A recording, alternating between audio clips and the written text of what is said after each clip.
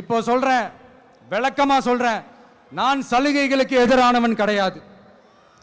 மக்களுக்கான சலுகைகளை இலவசம்னு சொல்லி அசிங்கப்படுத்துறதுல எனக்கு உடன்பாடு கிடையாது. மக்கள் காசுல மக்களுக்கு செய்யறதை எப்படி இலவசம்னு சொல்லுவீங்க?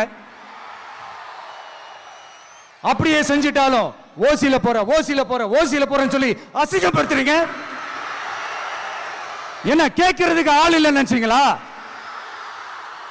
மக்களுக்கு ஒண்ணுன்னா இந்த விஜய் வந்து நிப்பா, இந்த விஜய் வந்து கேள்வி கேட்பா. இந்த விஜய் எப்பவுமே மக்கள் பக்கம் தான், அதே மாதிரி மக்களும் என் பக்கம் தான். என் மக்கள் மானத்தோட மரியாதையோட கௌரவத்தோட வாழணும். என் மக்கள் யாருக்கும் கீழே கிடையாது. அப்படி அவங்க கௌரவத்தோட வாழணும்னா அவங்களுக்கான வாழ்க்கை தரம் உயரணும். வாழ்க்கை தரம் உயரணும்னா அவங்களோட வாழ்வாதாரம் உயரணும்.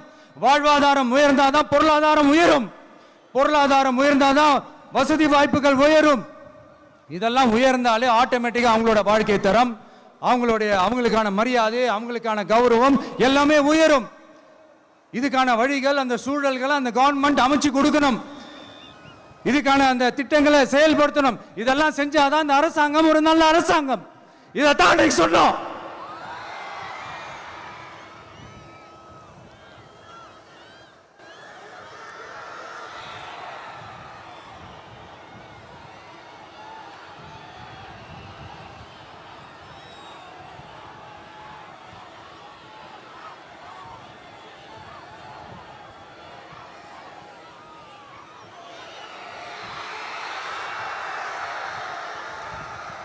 இதைத்தான் சொன்னோம்.